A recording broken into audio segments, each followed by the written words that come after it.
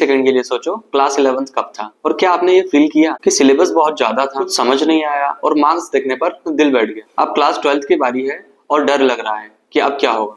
तो ये वीडियो सिर्फ और सिर्फ आपके लिए बना। आज हम बात करेंगे उन स्टूडेंट्स की जिन्होंने क्लास 11th में स्ट्रगल किया और अब क्लास 12th में कमबैक करना चाहते हैं। सबसे पहले एक बात कहना चाहता हूँ, जो हुआ उसके लिए आप खुद को मत कोसो। क्लास 11th इंडिया की सबसे अंडररेटेड क्लास है। सिलेबस एकदम नया, सब्जेक्ट एकदम टफ और कोई प्रॉपरली गाइड भी नहीं करता। मोस्ट ऑफ द स्टूडेंट्स को पता ही नहीं होता क्या पढ़ना है और कैसे पढ़ना है।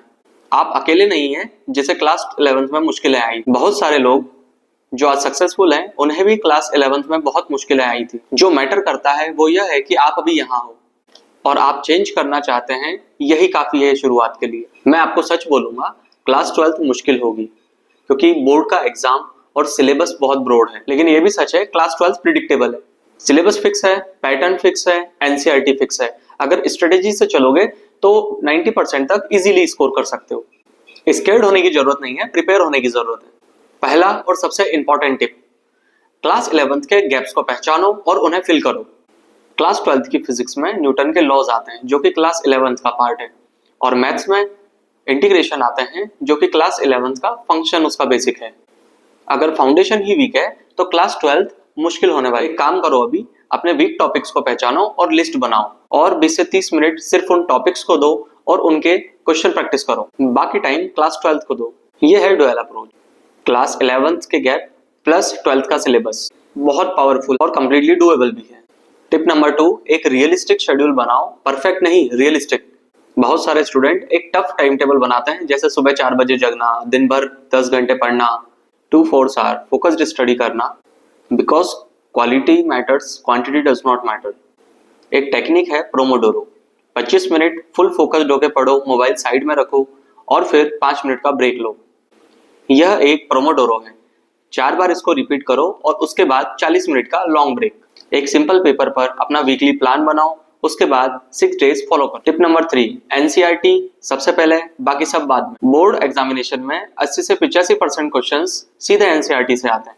अगर आपने एनसीईआरटी अच्छे से पढ़ ली तो पासिंग गारंटी, एंड और अच्छे से पढ़ ली तो 90% पक्के। अब हम सब्जेक्ट वाइज बात करते हैं। फिजिक्स की थ्योरी समझो, डेरिवेशंस को लिख लिख कर सॉल्व करो और प्रैक्टिस करो। कॉपी पेस्ट नहीं, एग्जाम में लिखना पड़ेगा। मैथ्स रोज सॉल्व करो, सिर्फ समझने से बात नहीं बनेगी। 8 से 10 क्वेश्चन रोज सॉल्व करो। केमिस्ट्री में रिएक्शंस एंड इक्वेशंस को समझने के लिए निमोनिक्स बनाओ। बायोलॉजी में डायग्राम्स बनाओ, फ्लो चार्ट बनाओ एंड माइंड मैप्स बनाओ और प्रोसेस को विजुअलाइज करो। टिप नंबर 4, सिर्फ पढ़ना ही नहीं, लिखने की भी प्रैक्टिस करो। एग्जाम हॉल में तुम्हें हाथ से लिखना है, वो भी गिवन टाइम में, इसलिए आंसर राइटिंग प्रैक्टिस भी जरूरी है। रोज नहीं, वीक में 2 से 3 बार करो। अक्टूबर नवंबर से प्रीवियस ईयर पेपर्स की प्रैक्टिस शुरू करो। टाइम सेट करो, लिखकर प्रैक्टिस करो और वापस चेक करो। गलती होगी, वो नॉर्मल है। पहले लिखो, फिर उसको चेक करो कहां पढ़ चुका, और फिर उसके बाद वापस लिखकर प्रैक्टिस। यही इंप्रूवमेंट है।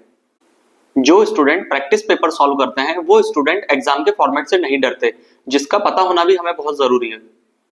अब मैं आपको एक बात कहना चाहता हूँ, क्लास 11th में जो हुआ उसे भूल जाओ। क्लास 12th अभी शुरू हुआ है और ये आपका चैप्टर है और आपको अपने हाथों से लिखना है। एक दिन में कुछ नहीं बदलेगा, लेकिन एक एक दिन की मेहनत 1 महीने में फर्क दिखाएगी, 3 महीने में ज्यादा फर्क और 1 साल में रिजल्ट जिसके लिए आप मेहनत कर रहे हो। तुम कैपेबल हो, तुम वर्थी हो, बस उठना है आज से। अगर ये वीडियो आपको हेल्पफुल लगी तो लाइक करो और अपने क्लासमेट के साथ, और कमेंट्स में बताओ क्लास 12th का कौन सा टॉपिक आपको टफ लगता है। मैं कोशिश करूंगा नेक्स्ट वीडियो में वही टॉपिक कवर हो।